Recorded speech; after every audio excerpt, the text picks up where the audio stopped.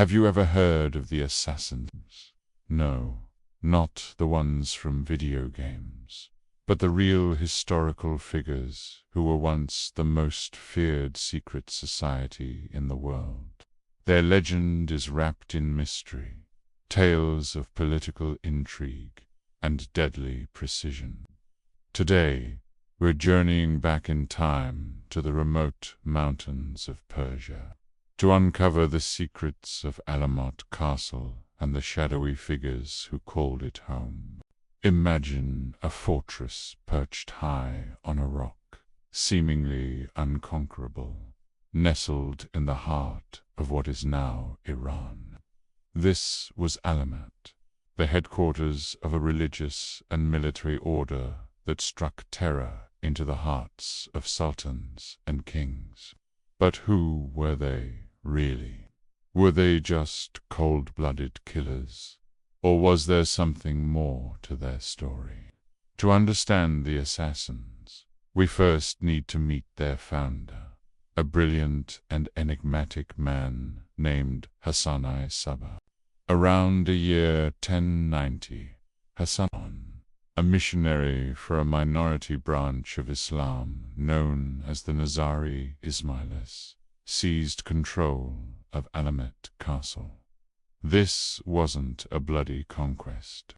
He won it through cunning, converting the local population and the castle-esque garrison to his cause, until the old master had no choice but to leave. From this mountain stronghold, Hassan-i Sabbah built a network of agents and fortresses that would challenge the most powerful empires of the day. The Nizari Assassin were a persecuted minority, surrounded by hostile forces like the powerful Seljuk Empire. They were vastly outnumbered and outgunned. So, how did they survive?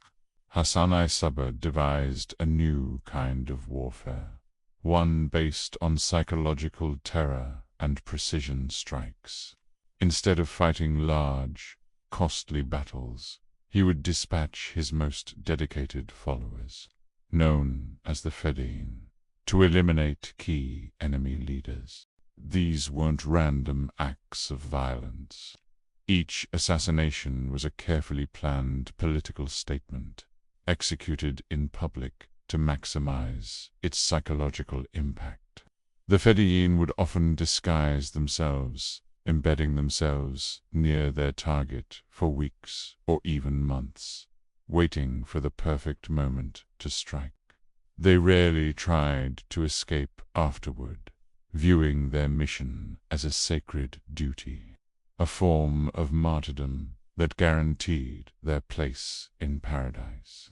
This is where the legends begin to blur with reality.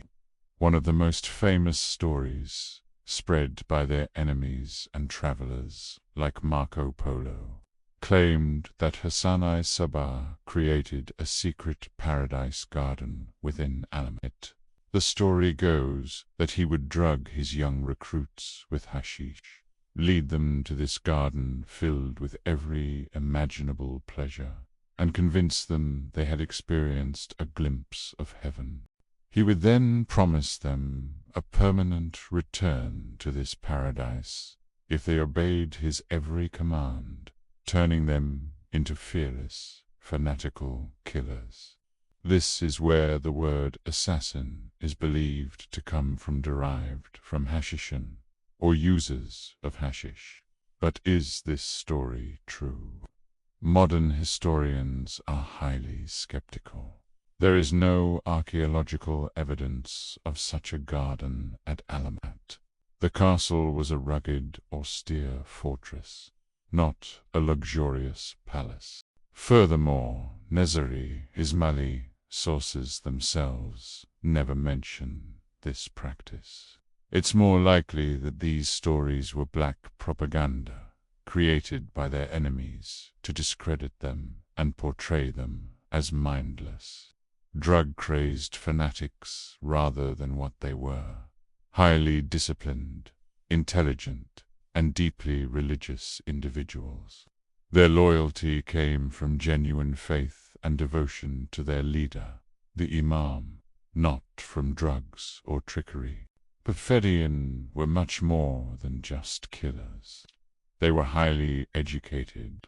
Hassan-i Sabbah established a massive library at Alamut, filled with texts on science, philosophy, mathematics, and religion. It became one of the most important centers of learning in the Islamic world. The Nizari weren't just warriors. They were scholars, theologians, and astronomers. They were playing a long game, aiming not just for survival, but for the establishment of their own state and the spread of their faith. Their influence was undeniable. For over a century and a half, the Assassins of Alamut were a major political force in the Middle East.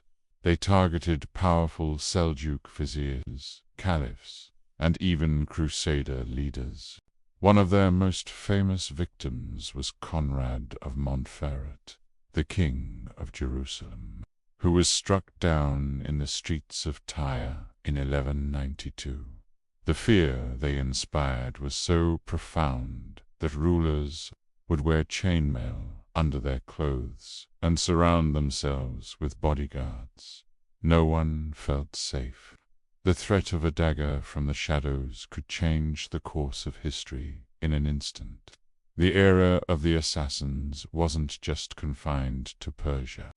A branch of the order was established in Syria, led by a figure known as Rashid al-Din Sinan, or the Old Man of the Mountain. This Syrian branch became deeply entangled in the politics of the Crusades, sometimes allying with the Crusaders against common enemies, and at other times targeting them. It was from their interactions with the Crusaders that many of the wildest legends about the assassins entered European folklore. So what brought an end to this powerful organization? The same force that reshaped all of Asia, the Mongols. In the mid-13th century, the Mongol hordes, led by Hulagu Khan, swept across Persia. They were a military juggernaut that no fortress, no matter how high, could resist. In 1256, after a lengthy siege, Alamut Castle finally fell. The Mongols, who had little tolerance for rivals, systematically destroyed the Nizari strongholds, and crucially, they burned the great library of Alamut to the ground. With the destruction of their library, the history of the assassins, as told by themselves, was almost entirely lost. What we were left with for centuries were the accounts of their enemies and the fantastical tales of European travelers. The story of the assassins became a myth, a dark fairy tale about a death cult. But history is never truly lost. In recent decades, scholars have rediscovered surviving Nizari texts and have begun to piece together a more accurate picture. We now see the Nizaris of Alamut not as a cult of drugged killers, but as a sophisticated and resilient community fighting for survival against overwhelming odds. They were masters of asymmetrical warfare, psychological operations, and political strategy. Their methods were ruthless, but in the brutal context of the medieval world, they were tragically effective. The legacy of the assassins lives on, not just in video games and movies, but in the very words we use today. Assassin has become a synonym for a political killer, a testament to the deep and lasting fear they inspired. Their story is a powerful reminder that history is often written by the victors, and the truth can be buried for centuries under layers of myth and propaganda. The shadows of Alamut still hold many secrets, but by looking past the legends, we find a story that is far more complex, fascinating, and human. Thanks for joining us on this deep dive into one of history's most mysterious groups. If you enjoyed this journey into the past, don't forget to like, subscribe, and hit that notification bell so you don't miss our next adventure.